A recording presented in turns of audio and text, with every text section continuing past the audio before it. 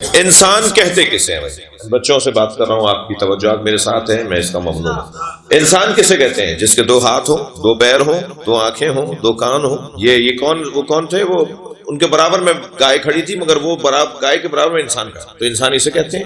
یہ انسان کی تعریف ہے کہ جو گائے سے مقایسہ کر کے تشخیص دی جا رہی ہو اسے انسان کہا جاتا ہے، جس کا یہ حلیہ ہو اسے انسان کہا جاتا ہے؟ نہیں عزیزان گرامی، اگر اس عنوان سے انسان کو ڈھونڈیں گے تو قرآن نے تو ان عنوانوں کو بھی انسانیت کا معیار قرار نہیں دیا، بلکہ قرآن نے کبھی کہا ہے عقل ہے جارہ، جسے تم انسان کہہ رہے ہو کہ دو ہاتھ، دو پیر، دو آنکھیں، دو کان، ہے عقل ہے جارہ، یہ پتھر ہیں۔ قرآن نہیں کہہ رہا ہے یہ پتھر ہیں، اور اشد و قسوت، اور پتھروں سے بھی زیادہ سخت ہے۔ تو اللہ تو اسی انسان کو، جس کو ہم انسان کہہ رہے ہیں، انسان کیا پتھر ماننے کو تیار۔ پھر ہم نے صفحہ پلٹا تو ہمیں قرآن کی ایک اور آیت نظر آئی جس میں اللہ نے ارشاد فرمایا یا شیاطین الانس والجن، یہ جنی شیطان ہے، یہ انسی شیطان ہے۔ یہ تمہیں شیطان نظر آ رہے ہیں یا انسان؟ یہ تمہیں انسان نظر آ رہے ہیں، شیطان۔ اللہ ایسے انسانوں کو ایسا انسان نہیں شیطان بول رہا ہے۔ پھر اور صفحہ پلٹا تو ہمیں قرآن ہی کے اندر ایک آیت نظر آئی لہم اعین لا یبصرون بہا، لہم اعین لا یبصرون بہا، ہم نے انہیں آنکھیں دی ہیں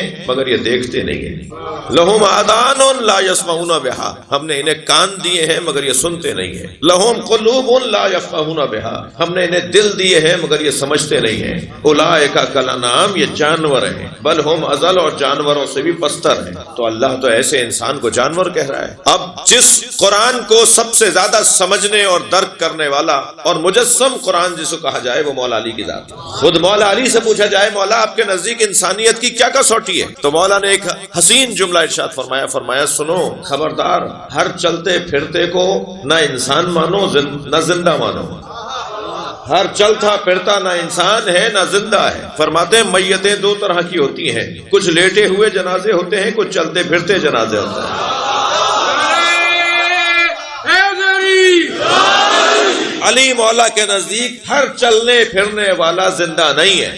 جس کا ضمیر مر چکا ہو علی اسے مردہ کہتے ہیں، جس کے احساسات مر چکے ہوں علی اسے مردہ کہتے ہیں۔ تو بس آہستہ آہستہ ہمیں سمجھ میں آ رہا ہے کہ قرآن صلوات پڑھیں جو نجاست سے پاک ہے، صلوات محمد صلی اللہ علیہ وسلم پر، صلوات امام علی علیہ السلام پہ، صلوات بی بی فاطمہ زہرا علیہ السلام، ماشاءاللہ، صلوات امام حسن علیہ السلام پہ، صلوات امام حسین علیہ السلام پہ، صلوات امام محمد باقر علیہ السلام پہ، صلوات امام زین العابدین علیہ السلام پہ، صلوات امام جعفر صادق علیہ السلام پہ، صلوات امام حسن عسکری علیہ السلام پہ، صلوات امام موسیٰ کاظم علیہ السلام پہ، صلوات امام علی رضا علیہ السلام پہ، صلوات امام مہدی آخر زمان علیہ السلام پہ۔ اللہم صلی علی محمد وآلہ، تمام ائمہ اہل بیت پہ صلوات ہدیہ کریں۔ اللہم صلی علی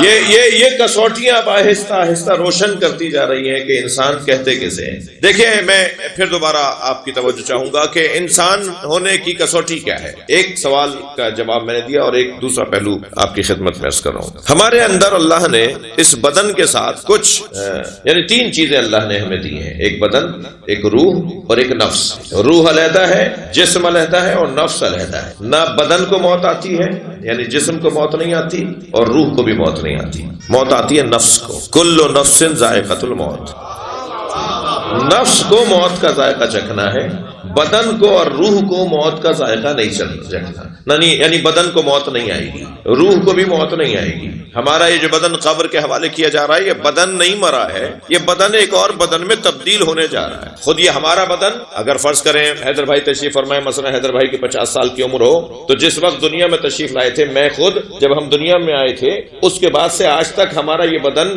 سینکڑوں مرتبہ بدل چکا ہے، پورا بدن میں تبدیل ہو چکا ہے۔ یہ وہ بدن ہی نہیں ہے جو دنیا میں آیا تھا، یعنی اسی دنیا میں ہمارا یہ بدن جو آج بدن ہے، یہ وہ بدن ہی نہیں ہے جو دنیا میں آیا تھا، ایسا ہی ہے۔ تو جب قبر میں ڈالا جائے گا تو یہ بدن میں منتقل ہوگا، بدن مرے گا نہیں۔ بدن کو موت نہیں آ رہی. یہ ہمارا جو عزیز گیا ہے اس کا بدن نہیں مرا, اس کی روح بھی نہیں مری, روح کو بھی موت نہیں آتی. موت آتی ہے نفس کو. نفس کسے کہتے ہیں؟ دو چیزوں کے جوڑنے کا جو کام انجام دیتی ہے شے. مثلا یہ اگر لکڑی کا بنا ہوا ہے تو اس کے پیسز کو جس چیز نے جوڑا ہے, دو پیسوں کو جو تیسری چیز جوڑتی ہے, وہ تصور میں رکھیے ذرا. اس عمارت کو جوڑنے والی چیز علیحدہ ہے اور اس عمارت کے اعضاء اور اجزاء علیحدہ ہیں. ہمارا بدن اور ہماری روح یہ دو چیزیں ہیں, ان دونوں کو جو چیز جوڑتی ہے اسے نفس کہا جاتا ہے. جب نفس کو موت آتی ہے یعنی نفس مرتا ہے تو پھر یہ دونوں علیحدہ ہو جاتے ہیں, اس لیے کہ جوڑنے والا ہی نہیں رہا. یہ دونوں علیحدہ ہو جاتے ہیں, روح علیحدہ ہو جاتی ہے, بدن علیحدہ ہو جاتا ہے. اور روح موجود رہتی ہے اور بدن کو ہم قبر کے حوالے کر دیتے ہیں. روح ہمیں نظر نہیں آتی, اس کا یہ مطلب یہ نہیں ہے, اس کا مطلب یہ نہیں ہے کہ ہم وہ ہے نہیں. ہمیں نظر نہ آنا یہ دلیل نہیں ہے کہ وہ نہیں ہے. کتنی ہی چیزیں ہیں جو ہمیں نظر نہیں آتی مگر وہ ہیں. تو اگر روح ہے اور نظر نہیں آتی تو یہ کون سا شوق ہے کہ اللہ ہے اور نظر آنا چاہیے؟ یہ کون سا شوق ہے؟ یہ کیسا شوق ہے کہ جو چیز ہو وہ نظر آئے؟ تو اللہ بھی نظر نہیں آتا, روح بھی ہماری نظر نہیں آتی ہمیں, مگر ہمیں روح کے ہونے پر یقین ہوتا ہے. یعنی روح کو دیکھا نہیں ہوتا. قل الامر من قل الروح من امر ربی, اے میرے نبی ان سے کہہ دو کہ روح اللہ کا امر ہے. تو اللہ کا امر نظر نہیں آ رہا, اللہ کا امر نظر نہیں آ رہا. ہمارے پاس کتنی ہی مرتبہ ایسا ہوا ہے کہ ہمیں احساس ہوا کہ یہ کوئی غیبی مدد ہوئی ہے, یہ ہو ہی نہیں سکتا تھا جو ہو گیا, یہ ہم نے سوچا ہی نہیں تھا جو ہو گیا. یہ ہے امر الہی. وہ جو امر الہی ہماری زندگیوں پہ اثر ڈال رہا ہے, اور وہ بہت ساری چیزیں جو ہمیں احساس ہے کہ یہ ہو نہیں سکتا تھا ہو گیا, یہ کیسے ہو گیا, یہ کہاں سے ہو گیا, یہ کیسے ممکن ہو گیا, وہ امر الہی کی وجہ سے ہوا ہے. ہمیں امر الہی نظر نہیں آتا مگر اولی الامر نظر آتا ہے. جس کے ذریعے اللہ اپنا امر نازل کرتا ہے اسے علی کہا جاتا ہے. صلوات پڑھ لے ذرا محمد و آل محمد. وہ کبھی امام حسن کی صورت میں ہے, وہ کبھی امام حسین کی صورت میں ہے. یہ سب کے سب صاحبان امر ہیں اور اولی الامر ہیں. تو بحث ہماری گفتگو کی یہ تھی کہ ہمارا بدن اور ہماری روح کی جدائی نفس کے مر جانے پر ہوتی ہے, ورنہ بدن بھی موجود ہے اور روح بھی موجود ہے.